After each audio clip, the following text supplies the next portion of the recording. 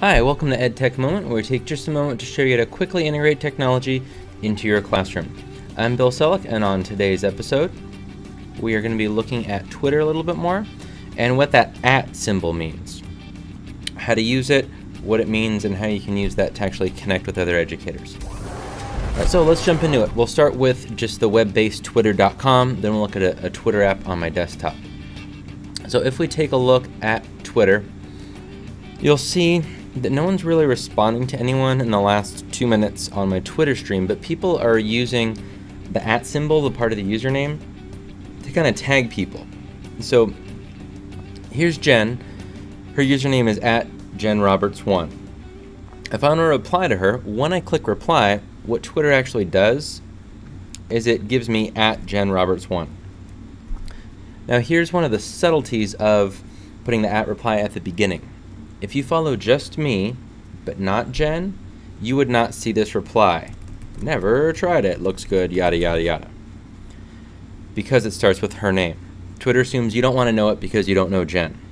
Now if you follow Jen and you follow me, you would actually see this conversation.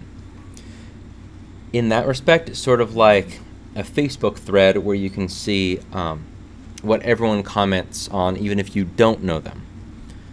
But if you don't follow her, then it's almost like a text message. Even though you're following me, you wouldn't see our conversation.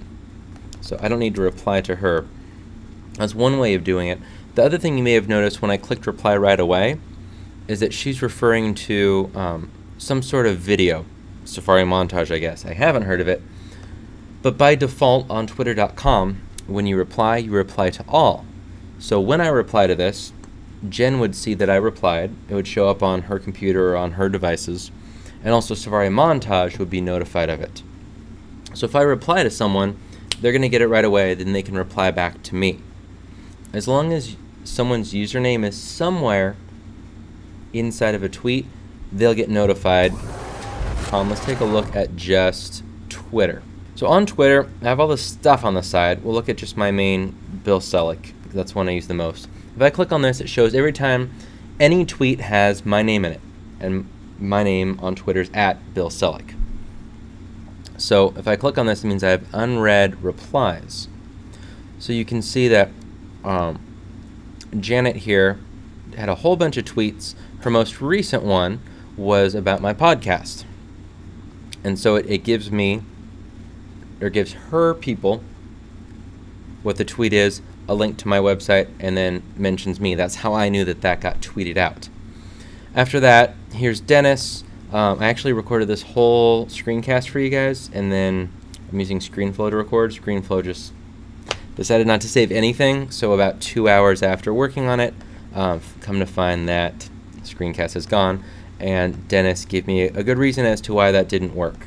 But also I was talking with another guy, Jason, about ScreenFlow versus Camtasia, so you can see all the different conversations we've been having about that.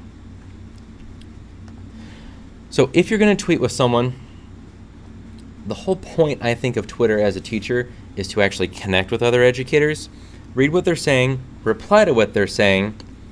Hopefully they'll reply back, you can get some good conversations going, but the great thing about that reply is that it's public. So if people are following you and the person you reply to, they get to see it too, and that's awesome. That's huge, because then other people can jump in on the conversations.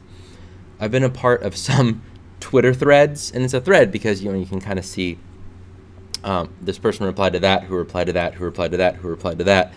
On those threads, sometimes you get like 8 people, and your username counts against the 140 characters, so it ends up, you end up having like 1 word at the end if you're replying to 10 people.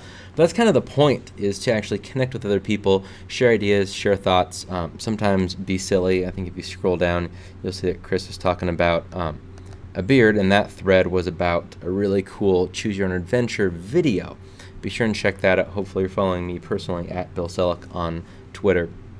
I had a conversation about the guy's crazy beard on it. So it's not always strict pedagogy, but it's getting to know other people, and that reply is a huge part of that. Please visit us at edtechmoment.com for many other tutorials. This episode is brought to you by audible.com. You can help support us with a free trial. Visit audibletrial.com/edtechmoment. get a whole bunch of audiobooks for free, which is awesome. You can tweet at us. We're at EdTechMoment, and now you know what that @ symbol means. Do that. It shows up on my phone, and I can respond to you pretty quickly.